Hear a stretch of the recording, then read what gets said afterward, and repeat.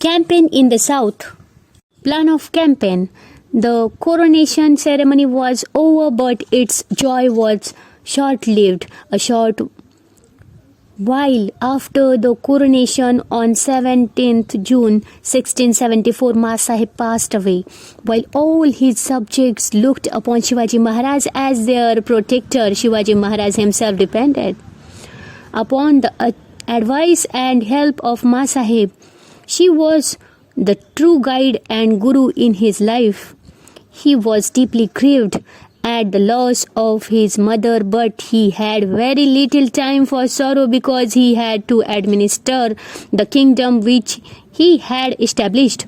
He decided to attack Karnataka. He was no longer afraid of Adil Shah because the kingdom of Bijapur was practically on its last legs. The real threat of Swaraj was from the north, for the Mughal Emperor Aurangzeb was biding his time to destroy the Maratha kingdom. There was no knowing when he would attack and swallow the new kingdom. Shivaji thought that this campaign would create a powerful base in the south from where he could resist the blows of Mughals. With this in view, he planned his southern campaign. He approached Qutub Shah of Golconda for help, and the Shah readily agreed to give whatever help was needed. There was yet another reason for the campaign. Shivaji's stepbrother Venkoji was looking after Shahaji Raje's Tanjavur Jagir in the south. He would not give Shivaji his share of the ancestral Jagir, neither did he display any love for Swaraj.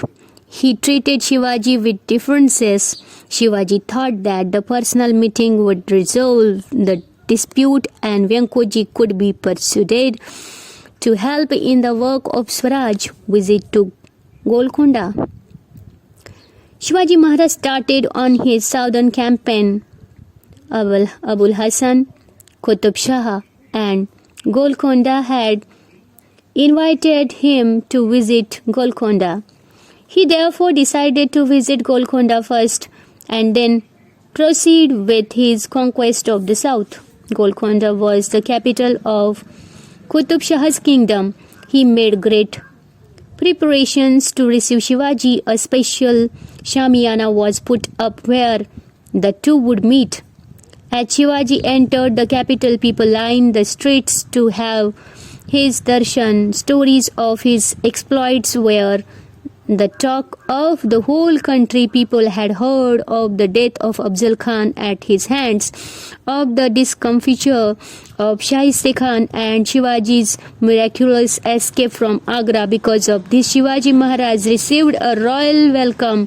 People showered flowers petals on him from the house tops, acknowledging this wonderful reception.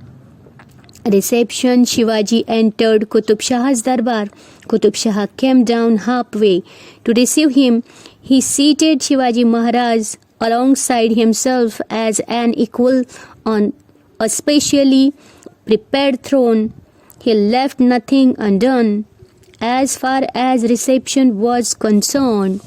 Conquest of Jinji. Taking leave of Qutub Shah, Shivaji proceeded south and reached the east coast. To the south of Chennai is the fort of Jinji. It is a big fort, as big and strong as Raigad.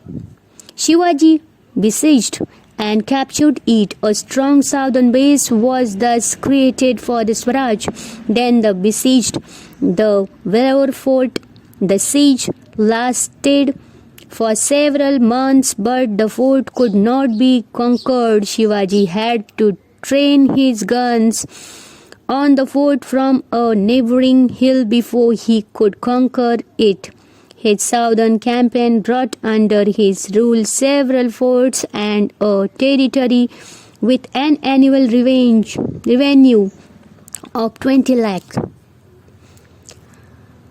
Meeting with Venkoji Raje, Shivaji Maharaj invited Venkoji Raje, his stepbrother, to meet him. Venkoji Raje reluctantly agreed. Shivaji received him with great honor and tried to win him over. He appealed to Venkoji Raje to help him in the work of Swaraj for a few days. Venkoji Raje stayed with Shivaji Maharaj, but one night he returned to Tanjore without even taking leave of Shivaji Maharaj from Tanjore. He actually attacked Shivaji's forces. Shivaji's forces took heavy toll of the attacking troops and Venkoji Raje was defeated. Shivaji Maharaj was deeply pained at Venkoji Raje's behavior. He wrote to him and tried to persuade him to change his ways. He conferred on him the territory south of Jinji and set aside a small part of Karnataka as a gift for Deepabai, Venkoji's wife.